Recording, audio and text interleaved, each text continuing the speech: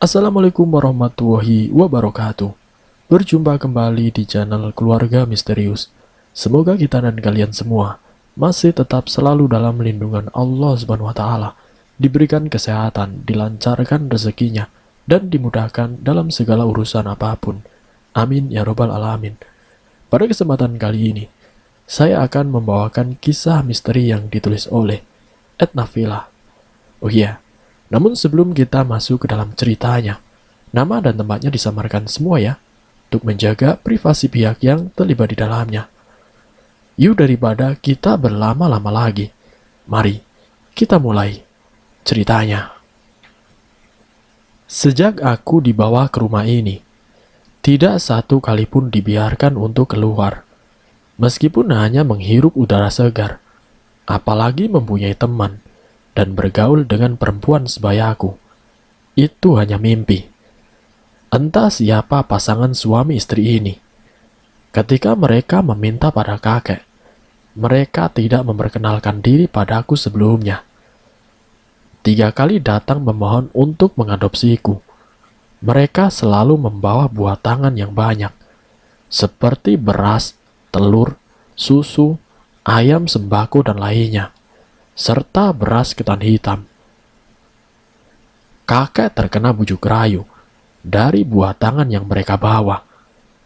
Pasangan ini memohon dan terus memohon kepada kakek.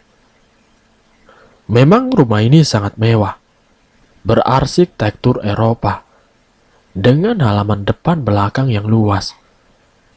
Namun ketika sampai di rumah ini, suami istri itu mengurungku. Kebebasan saat masih tinggal dengan kakek di desa, di dekat lereng gunung, kini telah hilang. Sungguh membosankan di dalam kamar yang lembab dan pengap ini. Di kamar ukuran 3x3 inilah tempatku menghabiskan hari. Tanpa jendela dan juga penerangan. Hanya ada ventilasi berukuran 15x15 cm sebagai celah udara supaya tidak terlalu pengap. Mereka mengunci pintu kamar ini dari luar. Bagaimana aku bisa melihat sekeliling? Mengintip saja susah. Sesekali kedua netra mengawasi keadaan luar dari lubang angin, menghirup udara terbawa angin, melintasi lubang-lubang kecil itu. Mereka memberiku makan sehari sekali.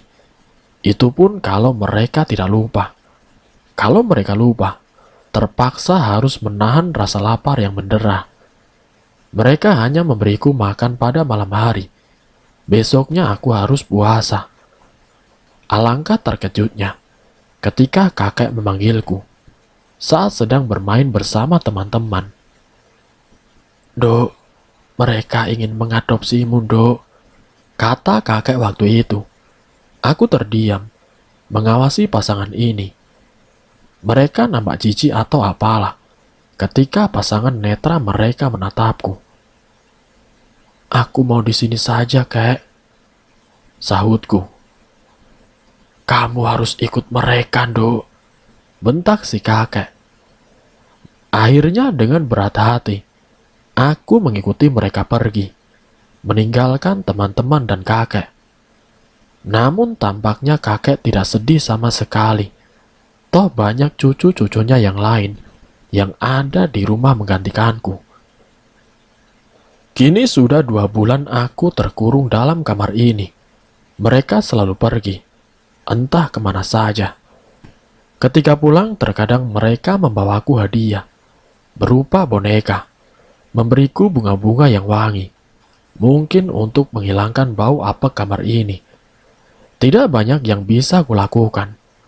Malam ini mereka berdua duduk bersimpuh, memberikan makanan yang lezat, lengkap dengan ayam panggang yang utuh.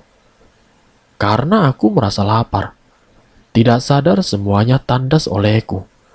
Mereka bersikap baik, tetapi mengapa mengurungku dan tidak pernah mau mengajakku bercengkrama. Memang sangat menjemukan ketika kebebasan dirampas oleh mereka. Rambut panjangku yang tidak terurus kini awut-awutan, bagai sapu ijuk. Lingkaran mata menghitam, karena sering menangis. Badan semakin hari semakin pucat pasi. Rumah megah ini selalu ditinggal oleh mereka. Pernah satu kali terdengar pasangan itu bercerita bahwa rumah ini sudah beberapa kali dimasuki oleh maling. Ya, memang tidak heran. Rumah megah dan luas ini memiliki barang-barang berharga di dalamnya. Sering terdengar mereka mengatakan bahwa aku membawa keberuntungan. Namun mengapa mereka memperlakukan diriku seperti ini? Pernah juga ketika terdengar bel rumah berbunyi saat suami istri itu telah pergi. Aku berteriak sekuat tenaga, meminta pertolongan. Namun kenyataannya, mereka malah buru-buru pergi.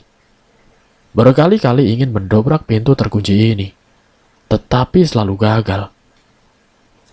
"Dok, kami mau pergi 2-3 hari. Kamu jaga rumah," kata wanita itu pada suatu malam. Aku hanya diam, duduk di tepian dipan kecil di sudut kamar. Lalu ia menutup pintu kembali. Selang beberapa jam kepergian mereka, terdengar pintu belakang rumah terbuka, dan derap langkah terdengar. Berharap ada orang dan bisa membantuku untuk keluar dari tempat terkutuk ini. Sekuat tenaga, tangan ini menggedor-gedor pintu itu agar mereka membukakannya. Suaraku melengking memecah kesunyian malam. Sepi. Namun aku kembali menangis meratap diri. Di bulan ke-6 saat pasangan itu pergi keluar kota, aku tertidur hingga petang menjelang. Terdengar suara anak-anak dan juga remaja sebaya di teras rumah. Ketika netra terbuka seutuhnya, terlihat cahaya lampu menerobos celah pintu yang sedikit terbuka. Aku melonjak girang. Pintu kamar ini lupa mereka kunci. Mendengar ramai di teras rumah, aku pun mendekati dan mengintip dari celah kaca jendela. Terdengar mereka membicarakan bibi dan paman. Apakah pasangan suami istri di rumah ini? Paman dan bibi mereka. Mata mengintip dan jari menghitung orang-orang yang duduk di luar. Ada 4 orang. 2 laki-laki dan 2 perempuan. "Paman di mana?" kata perempuan berambut pendek berbaju merah itu. Sebaya denganku tampaknya.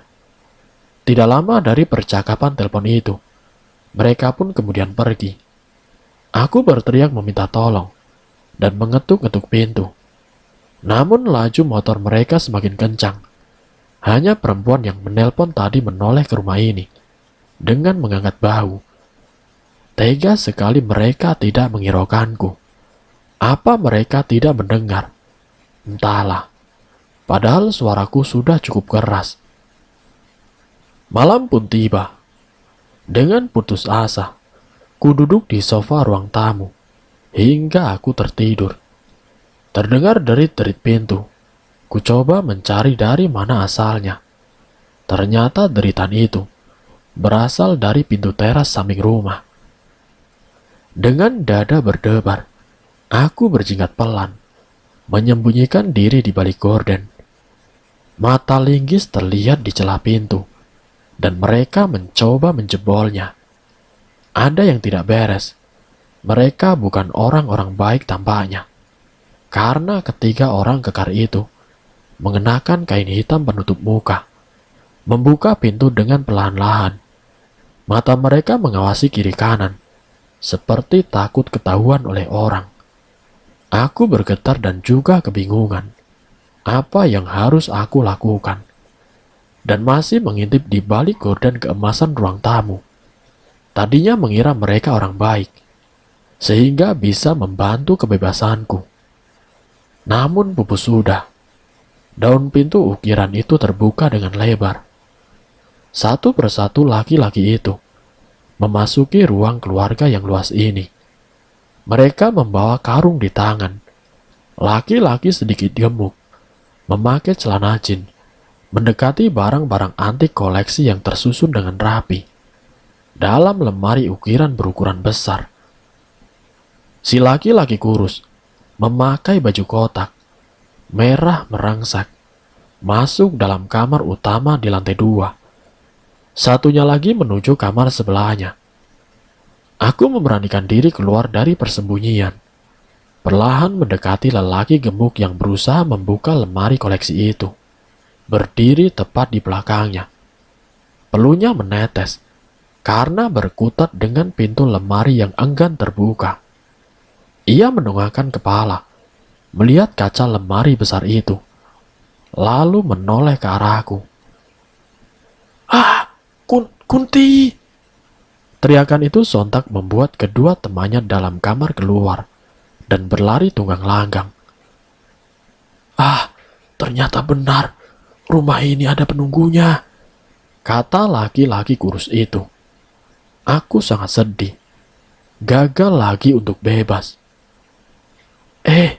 Tunggu, tunggu." Aku berlari dan berteriak memanggil mereka. Namun mereka tidak peduli. Lalu mereka dengan sigap memanjat pagar sebelah selatan dan lalu meninggalkanku. Kulangkahkan kaki di bawah temaram bolam-bolam taman. Mereka tidak menuju gerbang, namun berlari ke arah pagar yang berjarak 60 meter dari rumah. Aku menyusul mereka sampai di tembok rumah setinggi 4 meter ini, membuatku menyerah. 3 orang laki-laki itu, entah bagaimana mereka bisa memanjat tali nilon yang tersulur dari luar. Kedua tanganku mencengkeram tali dan mencoba menaikkan kaki kanan. Namun tali ini sangat kasar, terasa perih di telapak tanganku. Nafas menderu, membuat lingkaran kabut tipis. Ku coba lagi meniti tali yang mereka pakai tadi, namun sia-sia. Walau berpuluh kali mencoba. Pagar keemasan ini benar-benar menjadi penjara bagi yang tidak memegang kunci. Pintu rumah terbuka, namun tidak dengan gerbangnya. Kesempatan untuk lari memang ada, tapi dengan tubuh lemah, bagaimana aku bisa memanjat setinggi itu?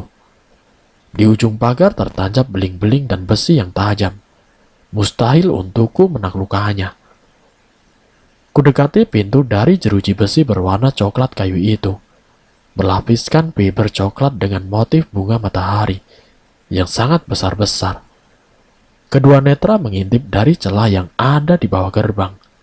Hanya ada satu jalan ke rumah ini saja. Di samping kiri kanan jalan, tumbuh tanaman kelapa sawit. Sebagian tanaman itu telah berbuah. Sebagian lagi hanya ada kuncung bunga berwarna coklat, menjuntai ke bawah. Sisi kiri jalan terlihat tiang-tiang listrik berdiri dengan kokoh. Tempat ini sangat sepi, jauh dari pemukiman. Seandainya dulu aku tidak tertidur saat mereka menjemput, tentu ada sedikit gambaran tempat ini. Apakah ini sebuah villa atau sebuah rumah? Entahlah, duduk membelakangi gerbang tinggi ini, meratapi nasib diri. Seandainya ayah dan ibu masih ada, tidak akan seperti ini. Walaupun aku bisa keluar, kemana aku harus pergi?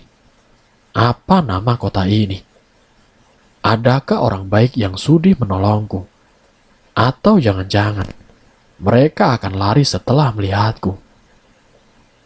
Aku mengedarkan pandangan dan menyusuri setiap inci halaman rumah, mencari celah atau benda yang bisa membantuku menggapai puncak pagar. Namun nihil hasilnya. Tetangga di sekitar nampaknya tidak ada yang dekat. Dari pagar ini tidak terlihat atap rumah, selain rumah ini dan juga pepohonan. Seandainya kakek tidak memberikanku pada mereka. Kulangkahkan kaki menyusuri taman luas, lalu ke belakang rumah. Kolam renang berukuran 7 kali 15 meter, dengan airnya yang bening. Namun kolam ini terbagi 2. Setengahnya kolam dangkal seperti untuk anak-anak. Satunya lagi kolam dewasa. Terbesit tanya kenapa mereka membuat kolam dangkal itu. apakah mereka pernah mempunyai anak, atau keponakan mereka sering main ke sini. Namun sudah 6 bulan ini, tidak pernah ada tamu, ataupun suara anak-anak. Gazebo di pojok kiri kanan kolam, ujung dedaunan pohon mangga, dan juga kelengkeng membelai atapnya, hingga menimbulkan bunyi desauan yang parau. 2 buah soundbed berwarna biru, dengan sebuah handuk putih tersampir di sandarannya. Kedua benda itu tepat berada di 5 meter dari pintu dapur. Bunga-bunga beraneka warna berjajar rapi di tepian kolam, berlantai rumput gajah. Bak permadani, sangat menyejukkan. Terang sang rembulan pelan menyapaku. Bayang-bayang tumbuhan terpantul di dasar kolam. Hawa dingin mencakar kulit ringkih ini. Wangi bunga menyapa menjadi aroma terapi bagi jiwa dan raga yang lelah. Aku mendekati gazebo di sudut kanan, duduk sambil memandang penguasa malam. Membayangkan kehidupan desa. Sungguh rindu hati ini. Suara burung hantu dan serangga malam dari luar pagar menjadi harmoni gulita menggeletik telinga. Kurebahkan tubuh lelaku didudukan setengah lingkaran. Kursi ini mempunyai panjang 2 meter dan lebar 80 cm. Di tengah ada sebuah meja, juga terbuat dari semen. Kursi semen ini ada 2, melingkar, namun dipisahkan oleh 2 sisi sebagai pintu masuknya. Aku merebahkan tubuhku. Tanganku membelai ke bawah pinggiran bangku itu. Tidak sengaja tangan menyentuh sebuah benda di bawahnya. Gembok. Aku berjongkok, menunduk dan melihat benda itu. Apa fungsi gembok ini? Rasa penasaran memenuhi kepala. Kuambil sebuah batu sekepalan orang dewasa. Benda itu sedikit terkubur di bawah pohon mangga. Kedua tangan mengangkat benda hitam ini. Lalu kupukul benda yang tergantung di kaitannya.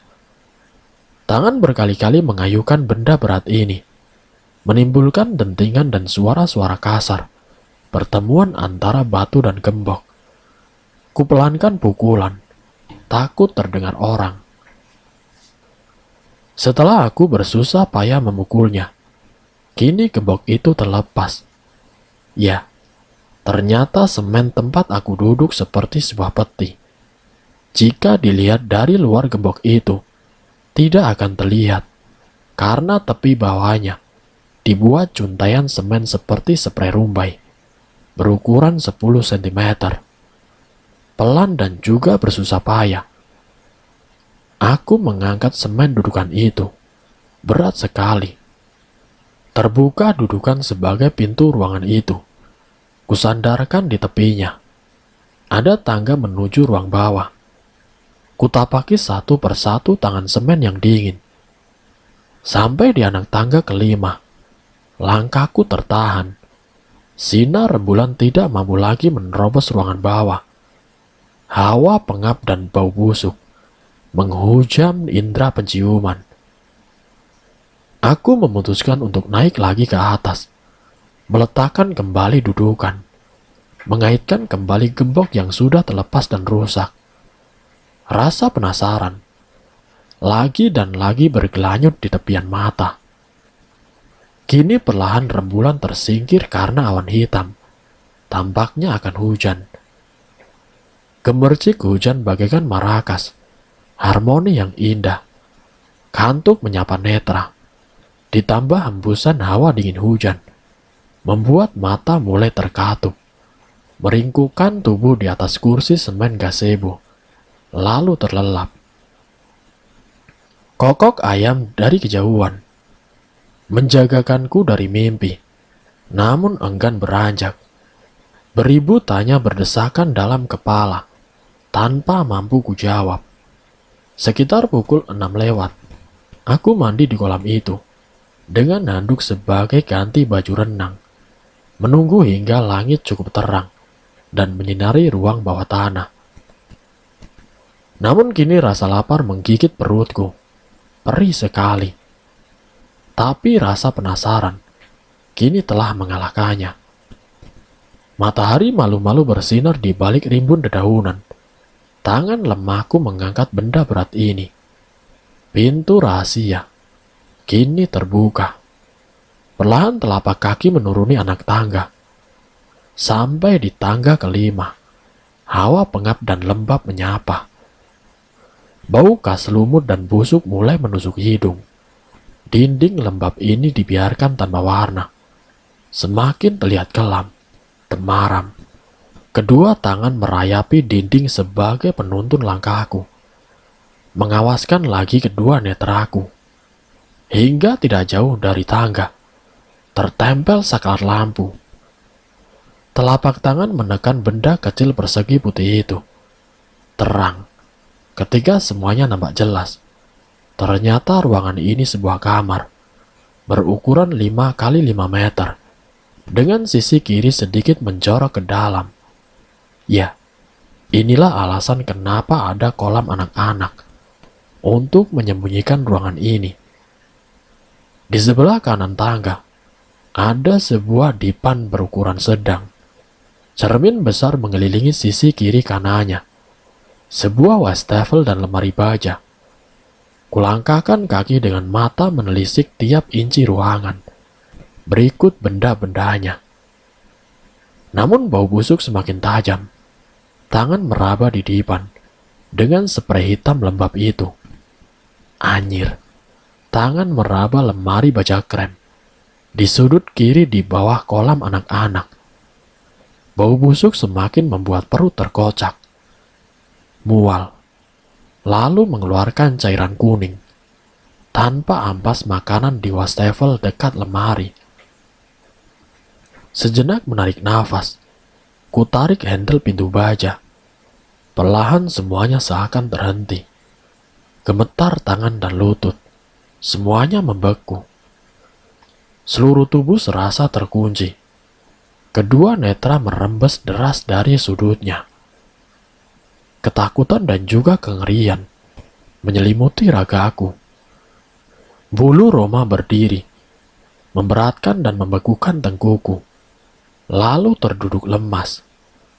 Pelan merayap mendekati tangga, sambil mata terpejam. Merangkaki tangga satu persatu, dengan tangan sebagai tumpuan kekuatan. Terus merangkak tanpa berani menoleh. Namun tangga ini serasa beratus-ratus. Aku belum juga tiba di ujungnya. Badan semakin lemah. Gigi bergemeruduk. Bulu-bulu kuduk belum juga meremang. Tolong! Tolong! Terdengar suara lirih dari bawah. Aku melonjak berdiri di tangga terakhir. Lalu menutup pintu itu kembali. Terdengar deru mobil mendekat. Tolong! Terdengar suara lirih lagi dari bawah. Aku melonjak berdiri di tangga terakhir, lalu menutup pintu kembali. Keringat dingin bercucuran, membasahi bajuku. Ujung jari jemari bagaikan es. Panik ketika mendengar deru mobil. Mendekati sebuah gerbang. Aku mengambil langkah 1000. Menyelinap dari antara bunga-bunga menuju pintu samping. Nafas seakan terhenti ketika tahu bahwa mereka yang datang. Iya, suami istri itu. Perlahan kututup pintu besar ini, lalu berlari ke kamar belakang. Ada 3 kunci berwarna emas, tergantung dalam satu ikatan pintu kamar. Tanganku gemetar. Cepat-cepat melepaskan dan menarik salah satu kunci tergantung, lalu menguncinya dari dalam. Bersamaan dengan bunyi pintu kamar yang kukunci. Saat itu pula, bunyi teralis depan berderit. Nafas masih memburu, bau turun naik, berusaha menarik nafas panjang, lalu mengembuskannya dengan pelan. Kututup muka dengan telapak tanganku. Semua terasa dingin, merebahkan tubuhku. Menarik selimut, lalu menenggelamkan diri di dalamnya. Menormalkan kembali tali jantung yang kacau. Kini terdengar langkah kaki wanita itu mendekat. Lalu terdengar putaran kunci 2 kali. Kupejamkan kedua netra dengan rapat. Nafas masih belum sepenuhnya teratur. Salju menyelimuti badan. Lurus sedikit demi sedikit. Namun pacuan jantung kembali kacau. Ketika derap kakinya menuju pembaringanku. Apa kamu tidak lapar? Kenapa roti itu cuma sedikit kamu makan? Aku bergeming ketika ia menyibakkan selimut. Ini makanan kamu. Terdengar suara plastik diletakkan oleh wanita cantik itu, tepat di atas meja sudut kamar. Setelah pintu itu kembali berputar 2 kali, tergesa aku membuka bungkusan plastik transparan, bertuliskan Pizza Hut, yang diletakkan perempuan itu. Kedua tangan memegang makanan berbentuk piring itu, lalu melahapnya tanpa jeda. Sudah 2 hari aku tidak makan. Makanan yang perempuan itu tinggalkan kemarin sudah berjamur. Tidak habis pikir, kenapa dia masih memperhatikan makananku, tapi tidak sekalipun menyuruhku untuk keluar. Dia juga tidak pernah menyakiti atau membentak. Sungguh aku tidak mengerti. Tanggal berapa bulan purnama tahun ini, Ma? Terdengar suara berat sang suami. Sepertinya tanggal 20 atau 21, jawab wanita itu. Persiapkan segala keperluan ritual. Jangan lupa, gadis itu mulai hari ini diurus. Suara laki-laki itu sedikit parau. Baik, sayang. Suara wanita itu terdengar menjijikan. Desahan yang manja. Hati bertanya-tanya, apakah maksud perbincangan mereka? Apa aku akan dijadikan tumbal? Tidak, aku harus kabur dari tempat ini secepatnya. Malam merangkak, meninggalkan hawa dingin. Di ujung serabut-serabut kepala bergelayut ribuan tanda tanya. Ya, tentang kamar bawah tanah itu. Betapa terkejutnya ketika pintu lemari itu sedikit terbuka. Berjalan kepala-kepala itu seakan ingin keluar dari sekapan lemari. Menguar bau busuk dan kapur barus bersamaan. Membuat mual sekaligus ketakutan yang tiada terperi. Rambut-rambut menjuntai dengan posisi kaki mereka digantung. Kepala perempuan-perempuan itu sedikit terbengkok karena tinggi jasad mereka tidak setinggi lemari itu. Bercak darah yang telah menghitam memenuhi lemari.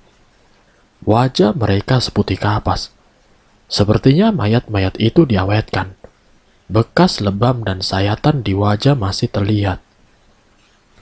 Mata-mata mereka menyiratkan kengerian luar biasa. Sungguh miris dan sangat menakutkan. Wajah-wajah itu meninggalkan jejak siksa. Ada 3 jasad perempuan yang sempat terlihat. Apa jasad-jasad membusuk dalam lemari itu karena ritual yang mereka maksud tadi? Tidak. Ya Tuhan, ketakutanku merajai sukmaku. Seakan dunia dan nafas berhenti seketika. Lutut dan tubuhku mulai gemetar dengan hebat. Otak seakan tidak bisa berpikir. Suara minta tolong itu, apakah ada perempuan lain yang masih hidup? Atau suara salah satu hantu dari mayat-mayat itu? Malam terasa begitu lama. Netra tidak juga mau terpejam. Hangat bulir-bulir netra meleleh, membakar jiwaku, meninggalkan isak sempit, perih, keadaan yang sepi.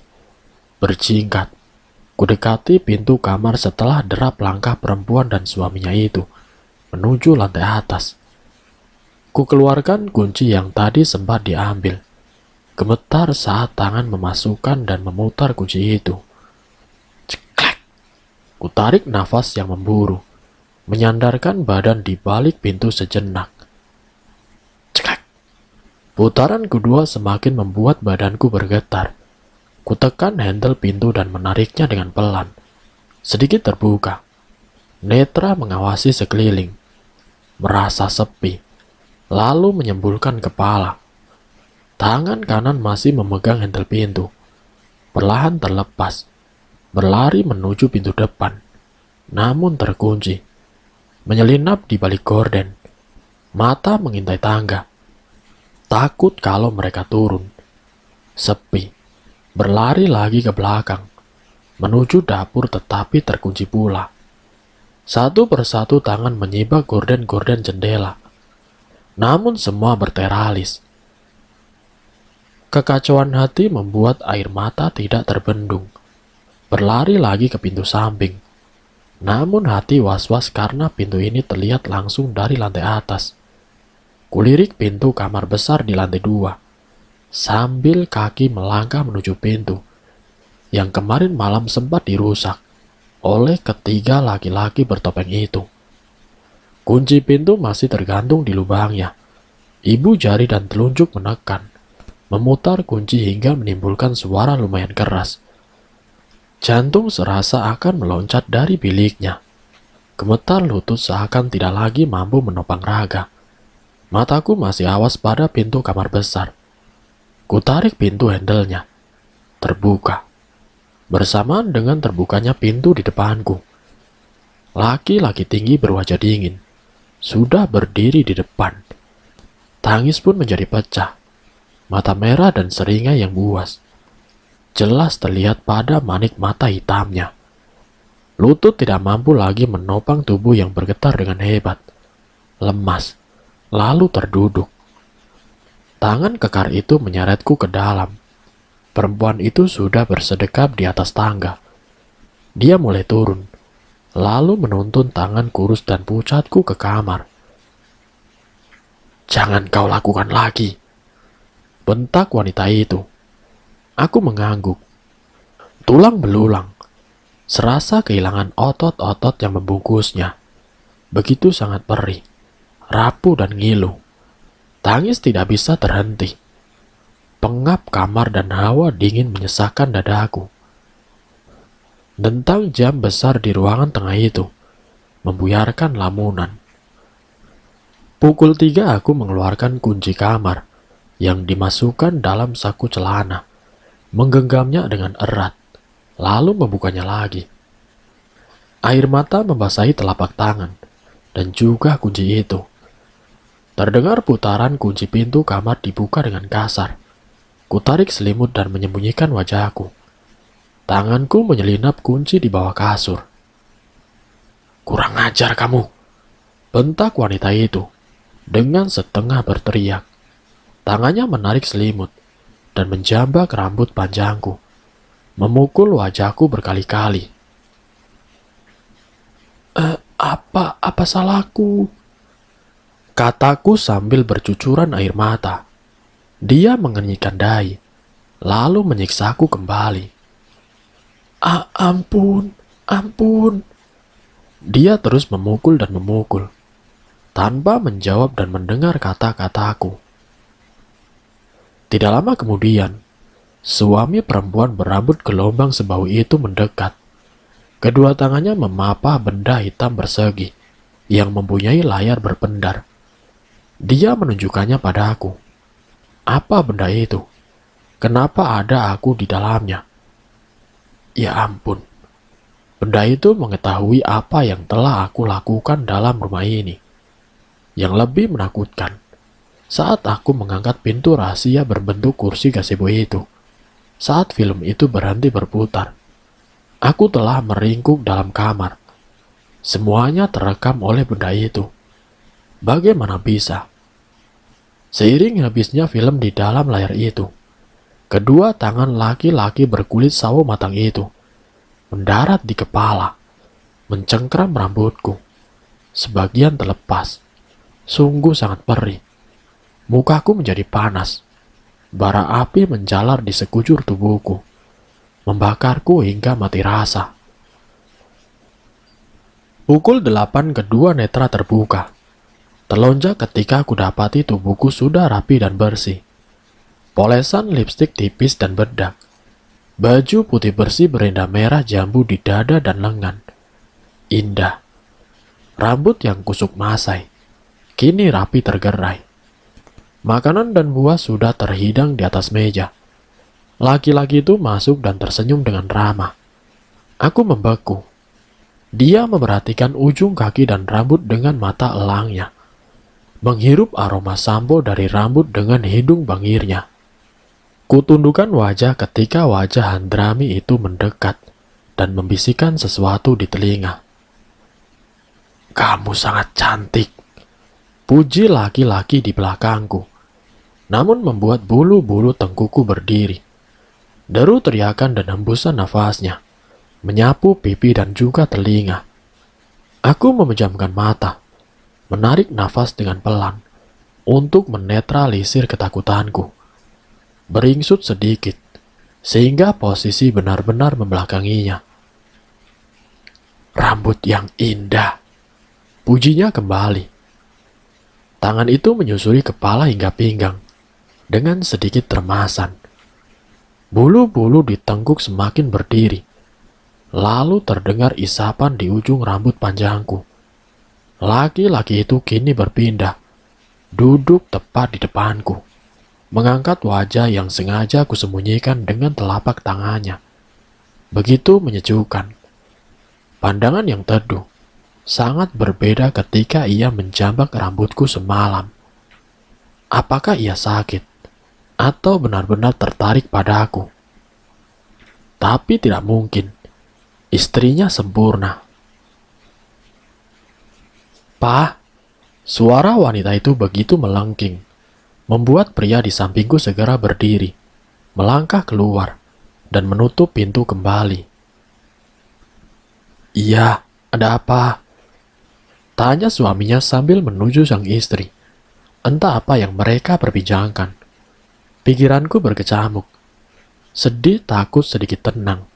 Ngeri. Semua menjadi satu. Perut berbunyi. Lalu kurai nasi serta lauk yang telah tersedia di atas meja, melahapnya hingga tandas. Tidak lama terdengar langkah laki-laki itu melewati kamarku. Mungkin dia akan ke dapur. Namun langkah itu terhenti, walau terlewat 2-3 langkah dari pintu kamar. "Mah, jangan lupa bunga 7 rupanya," seru suara itu dengan lantang. Bunyi teralis dikunci. Suara mobil meninggalkan pelataran parkir. Suara derunya tertelan oleh tikungan di ujung perkebunan kelapa sawit. Wanita itu telah pergi. Kumpaskan pantat di tepi dipan, memandang diri dalam cermin besar yang ada di sisi kiri tempat tidur. Mata itu sedikit sembab, wajah yang pias, tersebab matahari tidak pernah menyentuhnya beberapa bulan ini. Hampir 7 bulan dalam ruangan tanpa matahari. Namun kini aku merasa aneh. Sudah 3 hari. Mereka memperlakukanku dengan baik. Walaupun tidak pernah keluar dari halaman, setidaknya bisa menyapa udara dan juga sinar matahari pagi. Kekangan mereka sedikit melonggar. Kesempatan ini tidak akan terbuang sia-sia. Kamar tidak terkunci. Lalu kaki mulai melangkah menuju nilon tersulur malam itu. Sengaja menjaga jarak dari dinding pagar, supaya mereka tidak curiga. Ekor kedua netra melirik kiri dan kanan, mencari sesuatu. Kutahan kepala agar tidak menoleh. Tangan menyentuh bunga-bunga, dengan edaran pandang seolah-olah menikmati pekarangan. Namun hati dan mata tertuju pada benda itu. Netra seakan tidak percaya bahwa benda hijau tersulur malam itu masih pada tempatnya. Ya, sekaranglah kesempatannya. Sekali lagi memastikan mereka tidak sedang melihatku. Tenaga memang sudah kupersiapkan. Makanan yang mereka beri selalu tandas. Mulai kupegang tali ini, lalu menaikkan kaki kanan, dan kedua tangan berpegangan erat bergantian. Perih tangan berpadu dengan detak jantung tidak teratur. Tekad dan ketakutan mendorongku hampir mencapai puncak pagar. Sampai di atas pagar, kedua netra terpejam, melangkahkan kaki memijak beling-beling, paku dan besi. Sakit sekali. Bah! Bunyi badanku terjatuh ke tanah. Telapak kaki mengucurkan cairan merah. Perih. Satu pohon sawit seolah menjadi 1000. Perlahan berlutut, lalu mencoba menapakkan kaki ini. Bertambah sangat perih. Terhuyung-huyung badanku ketika menyusuri perkebunan. Berpegangan dari pohon ke pohon, kaki masih mengeluarkan darah. Namun kupaksa melangkah menjauhi rumah besar itu dengan masuk ke dalam kebun. Terdengar deru mobil yang tidak asing di telinga. Segera aku menyelinap di balik pohon sawit, menunggu hingga mobil itu tidak terdengar kembali. Sepi, terseok-seok meniti langkah. Degupan jantung bertalu lebih keras, diiringi dengan bahu turun naik secara kasar. Deru aroma nafas kecemasan begitu kuat, sehingga terdengar sampai telingaku sendiri. Kedua netra dan pipi lengket oleh jejak-jejak air mata. "Hei, berhenti!" Terdengar teriakan wanita berkulit pualam itu. Kupaksakan langkah untuk berlari menembus belukar dan sulur-sulur rumput liar. Aku tersandung. Kaki seolah dililit oleh suluran rumput-rumput itu. Kepala menoleh ke arah wanita berbibir seksi itu, dengan dandanan parlente di belakangku. Wanita cantik kejam itu semakin mendekat. Air mata semakin deras. Lutut bergetar dengan hebat. Semakin dipaksakan, semakin tidak mampu menopang berat tubuhku. Ketakutan sukses membuat kaki ini menjadi lumpuh, pasrah dan juga memejamkan mata. Ketika di depan sana, sudah berdiri laki-laki hadrami itu. Membayangkan deras siksa yang akan terjadi nanti. Menuntun kepala membisikkan kata-kata. Mati saja. Seandainya ada yang bisa dipergunakan, sudah kuakhiri hidup ini. Seret, seret. Bunyi tubuhku bergeser dengan cepat oleh kekuatan tangan wanita yang kini di depanku. Seretan tubuhku meninggalkan jejak di rerumputan dan belukar. Menjerit-jerit minta tolong sekuat tenaga. Namun tidak ada yang datang. Tidak ada raut cemas di wajah keduanya. Aku sangat sedih. Betapa sepinya tempat ini, hingga mereka tidak takut terdengar oleh orang lain. Biar aku yang bawa, mah. Pinta laki-laki itu. Tangan dan bahu kekarnya mengangkat tubuhku dengan mudah. Wanita itu berjalan di depan kami. Mata elang itu menangkap kedua manik mataku. Kututup wajah yang berderai air mata dengan kedua telapak tangan, meronta sekuat tenaga, dan menggigit bahu berotot itu. Tubuh terhempas di rerumputan. Tamparan berkali-kali mendarat di pipi. Kemudian laki-laki itu mengangkat kembali tubuhku. Lingkaran tangannya di pinggungku, hingga ke perut mengusap dengan nakal. Sangat menjijikan. Wanita itu hanya diam. Juga dengan laki-laki yang membopongku. Hening. Sampai di kamar, tangan itu melepaskanku dengan kasar, sehingga badan bagian belakangku terasa sakit. Angkat dia ke kamar mandi, suruh wanita itu pada suaminya.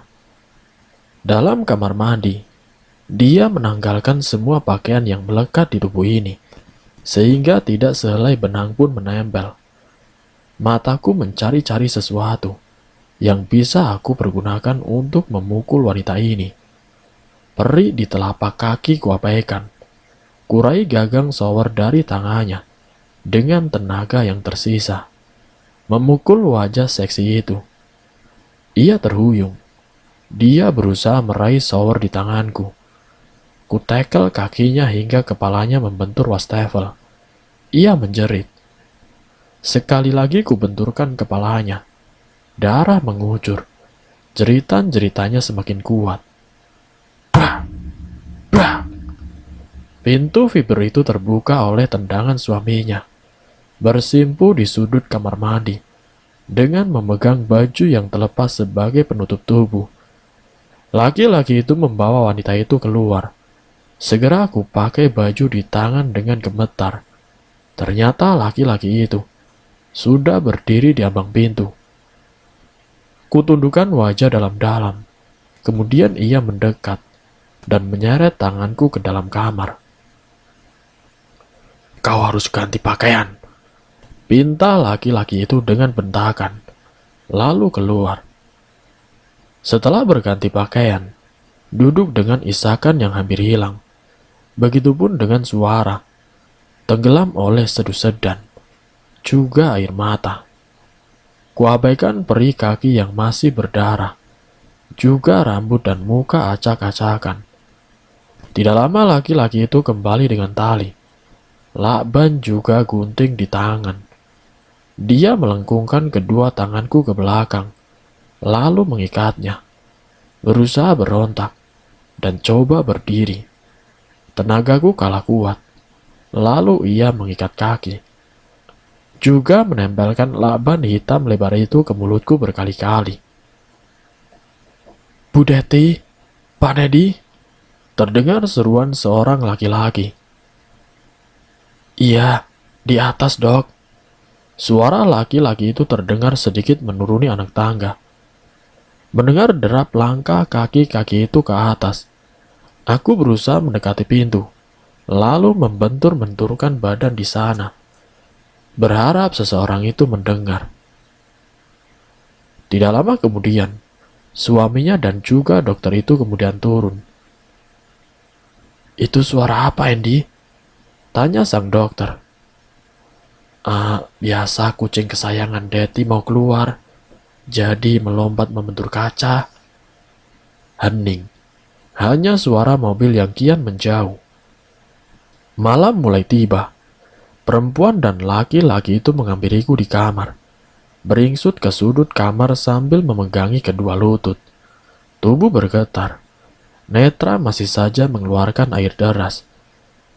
Di tangan perempuan itu menggenggam kain transparan putih, juga dalaman berwarna hitam. Hei, Ratna, pakai ini, buruan! Bentak Bu Deti, sambil melemparkan kain putih dan juga dalaman di tangannya. Lalu kemudian mereka keluar. Lama kupandangi. Ternyata baju. Baju apa ini? Menerawang pendek belahan dada yang rendah, juga tanpa lengan. Aku tidak akan memakainya. Tidak lama wanita itu masuk kembali. Ayo dipakai. Apa kamu mau saya benturkan ke dinding? Hah? Ia pun keluar lagi. Mau tidak mau, ku kenakan baju putri transparan dan juga dalaman serba hitam dengan hati was-was. Pukul 9 malam bulan terlihat dari ventilasi. Bulan sempurna dengan cahaya sangat terang. Bu Deti dan suaminya Andy menghampiriku.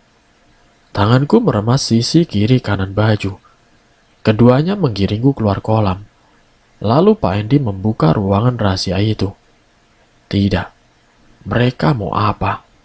Aku tidak mau bernasib sama dengan perempuan-perempuan itu. Tolong, tolong. Aku menjerit sekuat tenaga.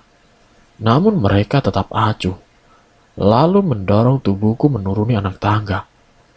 Hawa pengap dan busuk berbaur dengan kapur barus kembali masuk dalam paru-paru. Pak Andy menyalakan lilin di atas nakas dan juga sekitar dipan.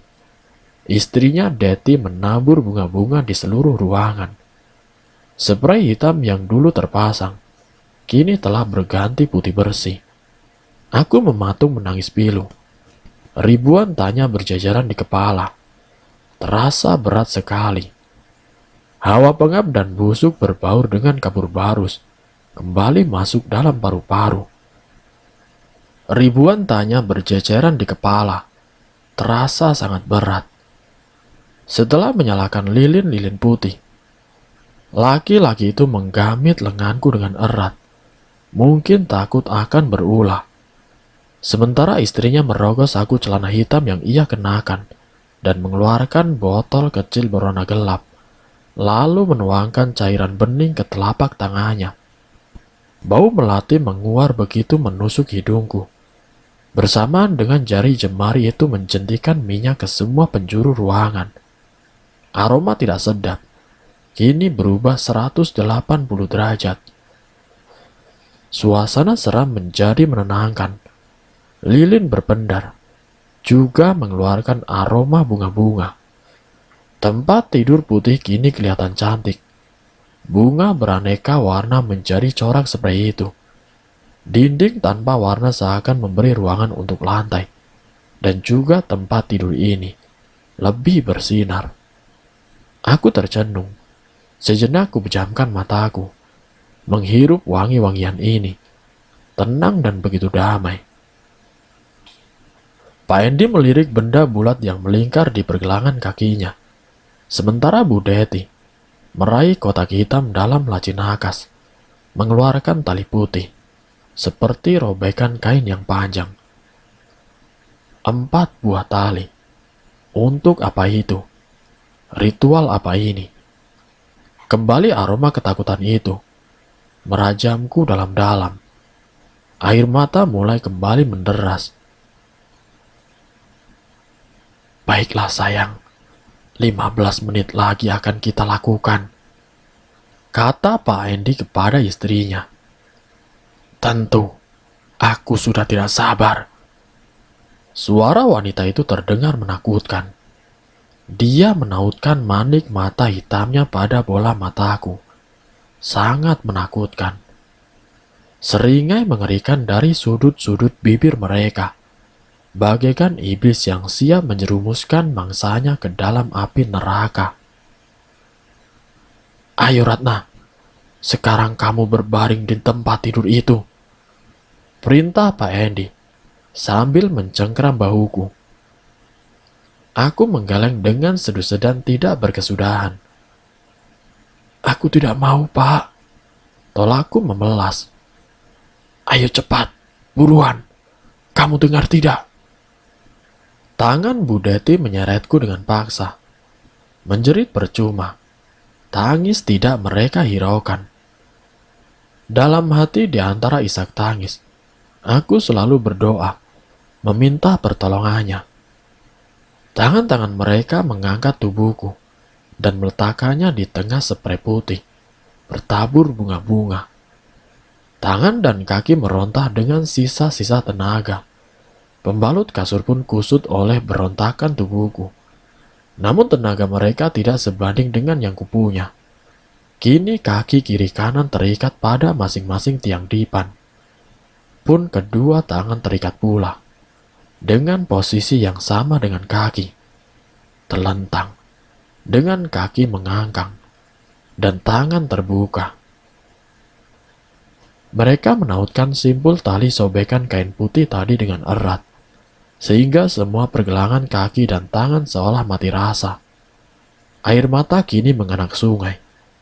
Membanjiri baju juga spray. Kuludai muka mereka saat mendekat. Tetapi tamparan di wajah sebagai balasannya.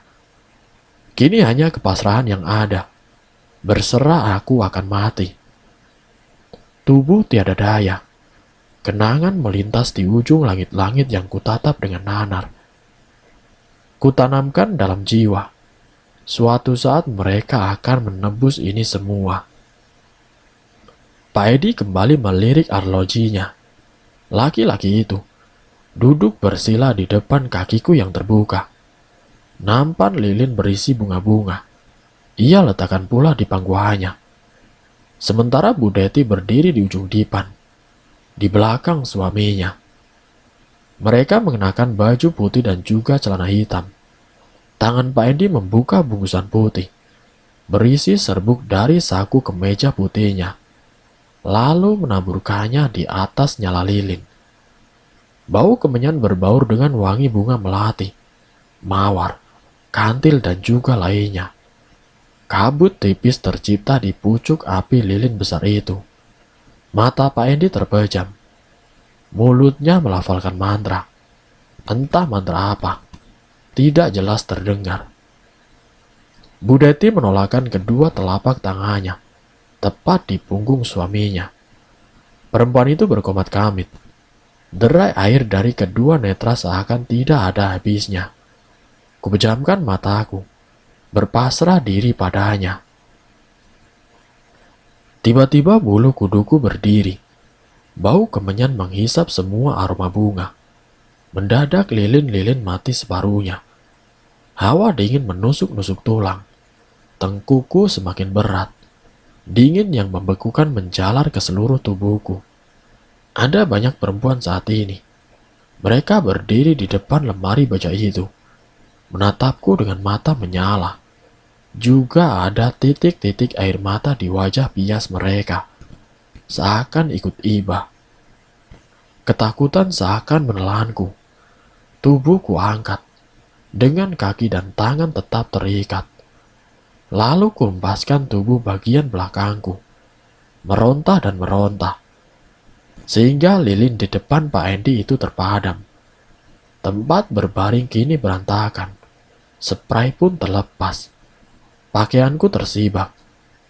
Tidak lagi menutupi tubuh ini, hanya celana dalam dan BH yang masih tertutup dengan rapat. Sayang, kalau ritual ini selesai, kamu naik ke atas duluan, kata Pak Endi kepada Bu Deti. Iya, jawab Bu Deti dengan singkat.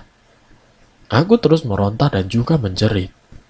Bu Deti mendekati, lalu menekan kepalaku dengan kuat. Berkali-kali wajah yang cantik itu jadi sasaran saliva. Dia pun menampar wajah ini berkali-kali, menekan layar ini, hingga penglihatan menjadi buram. Kini seakan ada berpuluh-puluh perempuan di kamar ini. Perempuan-perempuan itu. Bukankah mereka yang di dalam lemari? Apa mereka masih hidup? Perlahan pandanganku pun meremang, lalu menjadi gelap. Tubuh ini terasa ringan sekali. Kedua netra pun kini perlahan terbuka. Namun tubuh tidak bisa digerakkan. Pak Endi membuka semua pakaian yang kukenakan, sehingga tidak selai benang pun melekat di tubuh ini. Bu Deti, dia kemana? Kini dalam kamar terkutuk ini, hanya ada aku dan juga Pak Endi. Ketiga perempuan itu. Mengapa mereka masih tetap berdiri di sana? Pak Endi, apa yang akan dia lakukan? Laki-laki itu melepaskan semua pakaiannya. Kupejamkan mataku. Tidak. Apa dia akan memperkosa aku? Aku mencoba meronta, berteriak, menangis. Semua tidak bisa. Perlahan laki-laki bajingan ini naik di atas tubuhku. Hanya ada air mata yang menyaksikan kebejatan nafsu binatangnya. Tubuh ini tidak bertenaga. Jemari pun tidak kuasa bergerak. Tidak lama laki-laki itu menikmati tubuhku. Ia pun melenguh dengan keras, seperti suara kerbau. Tubuhnya bergetar bagai ikan yang diangkat ke daratan, lalu tumbang menindih badan tidak berdaya ini. Cepat-cepat laki-laki itu memakaikan pakaianku yang dia lepas, juga mengenakan kembali pakaiannya. Sayang, lihatlah, uangnya banyak sekali. Terdengar suara Bu Deti bersamaan dengan derap kakinya menuruni anak tangga. Iya, aku tahu. Sekarang sudah selesai. Kamu puas, mah? Tanya Pak Endi pada istrinya. Perempuan itu mengangguk tersenyum. Muak sekali melihat muka mereka berdua. Kini aku hanya bisa menangis. Bara dalam sekar perlahan membakarku berapi-api. Selang beberapa menit setelah perempuan itu memperlihatkan uang yang banyak, ia meletakkan uang-uang itu di lantai dekat tangga. Pelan ia berjalan dan membuka nakas kembali. mengambil jerikan-jerikan putih, jarum suntik, sarung tangan juga masker yang ada dalam laci. Benda apa itu? Untuk apa itu semua? Cairan apalagi dalam jerikan itu? Perempuan itu menunduk dan menarik sesuatu dari kolong dipan. Sebuah bak mandi tanpa kaki berwarna putih. Dia menuangkan cairan dari benda-benda putih itu, memakai sarung tangan dan masker. Kini malam kian merangkak gulita, seiring meredupnya lilin-lilin di ruangan terkutuk ini. Hembusan angin seakan mengoyak kulitku. Entah dari mana datangnya sang lembayu. Tubuhku menjadi beku, tetapi terasa ringan sekali. Bu Deti dan juga Pak Endi menggotongku ke dalam batu putih yang tadi dikeluarkan wanita itu dari kolong dipan, memandikan dan juga merendamkanku dengan cairan dalam jerikan-jerikan itu, hingga gigil mencabik-cabik sampai ke dasar tulang. Kini aku terpejam. Keesokan harinya, perempuan itu mencelupkan ujung jarum dalam jerikan. Lalu cairan itu tersedot dalam benda ramping itu sampai penuh. Ia menyuntikannya hampir di setiap bagian tubuhku. Sakit, perih, dan semakin lama terasa berat. Mata jarum tertancap berkali-kali dekat kedua netra. Pun begitu pada setiap bagian tubuh yang berongga. Entah berapa liter lagi, cairan itu bersemayam dalam tubuh ini, menggantikan aliran darah di sekujur badan. Aku sudah tidak berdaya. Semua terlihat kelam. Hanya bayang-bayang yang berdiri dekat lemari baja sebagai temanku. Iya, mereka berlima, dalam keadaan terbaring di kamar gelap ini. Pak Endi beberapa kali mengunjungiku, mengajak bercengkrama mesra, menyatu tanpa ragu. Deru nafas berpacu seirama ria gerakan yang kasar, juga gemulai. Namun aku telah membisu, dan hanya bisa pasrah, menyaksikan dalam keheningan jiwa raga. Laki-laki itu akan kejang-kejang dan menimpa tubuhku. Setelah berpakaian rapi, benda hitam persegi panjang itu berbunyi. Dalam layar berpendar itu terlihat Bu Deti sedang berdiri di teras rumahnya, menenteng makanan tampaknya. Pak, ngapain sih di sana? Tanyanya ketus dengan wajah tidak suka. Tidak apa-apa, Ma. Singkat jawaban Pak Endi. Lalu ia berlari ke atas. Aku tertegun. Betapa canggihnya benda itu. Bu Deti hanya menengadah menghadap pintu. Maka ia akan muncul di layar gawai suaminya. Benda apa gerangan yang ditatap wanita itu ketika bicara dengan suaminya tadi? Entahlah, terserah mereka. Hanya ada satu dalam benak, cara membalas perlakuan keji mereka berdua. Ya, yaitu balas dendam kepada mereka berdua. Purnama berlalu. Entah berapa lama aku di sini, mengabaikan apa yang terlihat. Wanita-wanita dalam lemari selalu memandang iba saat menatap. Aroma mawar melati kantil dan yang lainnya, entah menguap kemana. Berganti bau khas pertama kali mengetahui tempat ini. Juga sangat gelap. Dini hari kutapaki anak tangga perlahan dan membuka pintu rahasia ini dengan mudah. Melihat kanan kiri dan masuk dalam rumah mewah. Saat melintasi kamar di mana dulu aku disekap, langkah terhenti ketika mendengar lirih isakan seseorang. Lalu kubuka pintunya. Kunti. Dia membekap mulut, sekaligus menutup kedua netranya. Lalu terjatuh pingsan. Sangat mengerti jika dia histeris melihatku. Namun saat gadis itu tersadar, aku mencoba mendekat, mencoba untuk bicara. Namun suaraku enggan keluar, tercekat dalam dada saja. Kulangkahkan kaki mengitari semua ruangan, mencari kertas dan pena. Baru aku sadari, Rumah ini sedang ditinggali pemiliknya. Ya, mereka tidak ada. Cepat-cepat ku tulis dalam lembaran putih ini, menceritakan semua yang telah kualami. Dan aku tidak mau kalau wanita ini mengalami hal yang sama. Nita, nama wanita yang berada di kamarku dulu. Ia masih saja ketakutan tatkala menatap wajah bias tanpa darah ini, dan juga rambut Masai yang tergerai. Namun ternyata ia tanggap dengan apa yang tertulis. Kuajak ia menuruni ruang bawah tanah. Cerita-cerita histeris dari mulutnya seakan melangit. Gemetar tubuh yang dulu kurasa, seolah berpindah pada gadis berambut keriting ini, hitam manis ini. Kedua lutut itu seakan menahan sakit teramat sangat, sehingga tidak kuat menopang tubuhnya. Kemudian ia pingsan. Kubopong tubuh mungilnya, membawa dan membaringkan kembali dalam kamar rumah mewah ini, menyelimutinya dan juga menatap dengan iba. Gadis ini harapan untuk bisa mencari bantuan. Bagaimanapun caranya, ia harus keluar dari sini untuk mencari pertolongan. Subuh hampir menjelang. Terlihat Nita mengerjap-ngerjapkan kedua netra yang enggan terbuka. Ia melihat tubuhnya seakan tidak percaya dan memeriksa pintu kamar yang terkunci.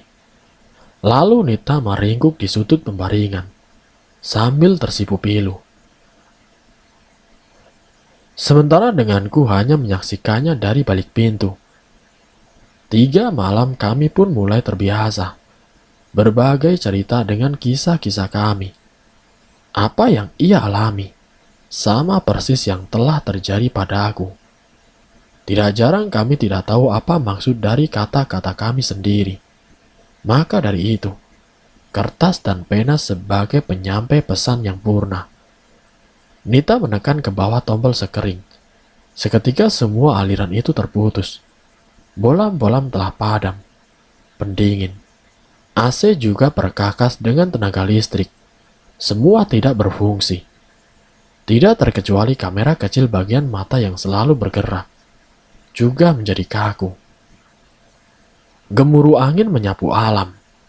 Malam semakin pekat. Gelegar guntur bertalu disambut kilatan-kilatan di angkasa, seakan merobek langit. Rumah mewah ini kini menyeramkan. Rintik hujan kemilauan saat petir melanda, menyiksakan temaram cahaya. Saat inilah waktu yang paling tepat untuk membantu si Nita keluar dari kungkungan rumah jahanam ini. Teringat tali nilon yang dulu tersulur di tembok. Dengan cepat aku melesat mencari benda itu, tetapi sudah tidak ada. Masuk lagi ke dalam rumah, mencari apa saja yang bisa digunakan untuk memanjat dinding pagar itu. Lihat Ratna, ini ada tangga, kata Nita dari dalam gudang. Aku segera menghampirinya. Kami berdua memanggul tangga bersama. Tidak lupa memakaikan Nita sepatu bertapak keras punya Bu Deti. Sampai di pucuk pagar, dia tidak akan melukai kakinya. Jagat Hadi juga bisa menyamarkan wajahnya jika terlihat oleh mereka. Kami meletakkan tangga ini bersandar pada tembok. Lalu Nita menaiki dan sampai di puncak pagar yang penuh dengan beling dan paku. Akhirnya Nita bisa melewati pagar tinggi ini tanpa melukai diri. Aku memandangnya sampai ujung perkebunan, tertelan oleh tikungan dan juga pekat malam. Aku kembali memanggul tangga dan meletakkannya pada tempat semula, berharap Nita akan menepati janji, membebaskan kami dari sini. Malam seakan lamban berjalan. Aku termangu di atas anak tangga lantai 2 rumah ini. Sebentar lagi Pak Endi dan juga Bu Deti akan menuai benih pahit yang telah mereka tanam. Hari berlalu, Nita belum juga kembali. Apa dia tidak bisa dipercaya? Mudah-mudahan dia selamat sampai rumah orang tuanya di desa. Aku beranjak menuju ruang bawah tanah kembali, berbaring dan istirahat di tempat pengap busuk dan lembab. Namun kini aku seolah sudah terbiasa dengan keadaan dan juga suasananya. 2 hari menanti Nita kembali, namun semua seakan harapan telah hampa. Malah terdengar kedua suami istri itu yang pulang. Seperti biasa, Pak Endi akan mengunjungiku, memetik bunga layu, dan menghisap madu yang telah basi. Suaranya memenuhi ruangan. Riak spray terlihat kala ia di dekatku. Selalu seperti itu. Hari kelima, terdengar riuh sirine mobil polisi juga ambulan. Aku telonjak, mendengar di luar tiba-tiba ramai suara orang. Dobrakan pintu, teriakan panggilan untuk Pak Endi dan juga istrinya menggema ke penjuru ruangan. Aku menitikan butir-butir bening dari kedua netraku. Bahagia semua, derita akan segera berakhir. Terdengar suara Nita temanku menuju tempat rahasia. Perbincangan seakan tiada henti. Suara ibu-ibu bapak-bapak terdengar sangat riuh. Mulut mereka merangkai kata rekaan tentang apa yang mereka lihat dan dengar. Sirine terus berbunyi tiada henti. Derap langkah setengah berlari menuju tempat ini. "Pak polisi, di sini tempatnya, Pak," seru Nita dari atas. Aku tersenyum bahagia, karena kami akan bebas. Terdengar suara Nita menunjukkan tempat ini. Juga jerit teriakan histeris Bu Deti, seakan memantul dari dinding-dinding rumah hingga bawah tanah. Begitu juga dengan suara berat Pak Endi. Riuh suara sirine yang tidak bersumber dari satu mobil. Tidak berhenti. Memberi peringatan akan tanda adanya sesuatu yang tidak biasa. Ya, lengkingan bunyi itu mengundang siapa saja yang mendengar bertanya-tanya. Pintu semen rahasia itu terdengar digeserkan dengan kasar, disusur delap langkah, dan juga kilatan senter. Juga suara-suara yang lebih dari 2 orang. Aku tersenyum kecut. Bahagia juga sedih, mengingat semua yang telah terjadi. Mendadak ruangan ini terang oleh bolam-bolam di langit-langit kamar yang dinyalakan. "Ini Pak, di atas dipan sama dalam lemari," tunjuk Nita menunjuk jasadku. Terbujur kaku di atas dipan dan lemari. Ada 6 orang berseragam coklat. 4 inafis, juga si Nita. Mereka memakai masker. Ada yang terlihat bergidik, muntah juga ketakutan dalam sorot mata mereka. Satu persatu gadis dalam lemari baju itu dimasukkan dalam kantong-kantong jenazah berwarna oranye. Mereka berjibaku membawa gadis-gadis yang terbujur dengan kaku. Aku memandang pilu di sudut dekat tangga, di belakang para petugas. Terlihat Nita sesenggukan memegang tubuhku. Tangannya mengguncang-guncang bahu kaku ini berkali-kali. Namun gadis itu segera diraih oleh polisi wanita berambut pendek yang ada di sampingnya. Kemudian memeluknya. Lalu kini giliranku. Setelah resleting itu tertutup semua, seakan menjadi gelap. Para polisi itu mengambil semua benda yang ada dalam ruangan rahasia ini. Tidak satupun luput dari mata mereka. Namun aku masih berdiri di sini, bersama teman-temanku, memandang mereka yang datang terlambat. Sampai di atas, rumah dan halaman sangat ramai. Sampai di luar gerbang, seakan menjadi lautan manusia. Suara-suara istighfar dan iba menggema. Tangis orang-orang mengiringi tubuh-tubuh kaku itu pergi. Para awak media juga berdesakan, berusaha mewawancarai salah satu petugas. Aku dan keempat temanku lega juga merasakan duka. Setidaknya tidak akan ada lagi korban jiwa.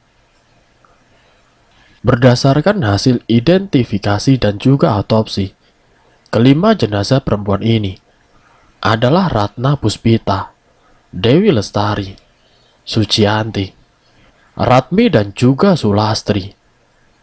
Kelima jenazah positif diawetkan menggunakan formalin. Sebelum dan setelah kematian para gadis ini telah ditiduri oleh sang pemilik rumah, yaitu Pak Endi. Ternyata Pak Endi mengalami kelainan seks, yaitu nekrofilia, namun ditutupi dari sang istri dengan dalih tumbal pesugihan.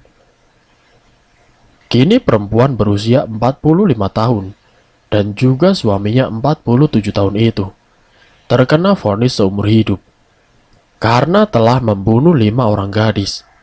3 diantaranya sosok perawan desa yang mengidap kesulitan bicara ekspresif hingga dewasa.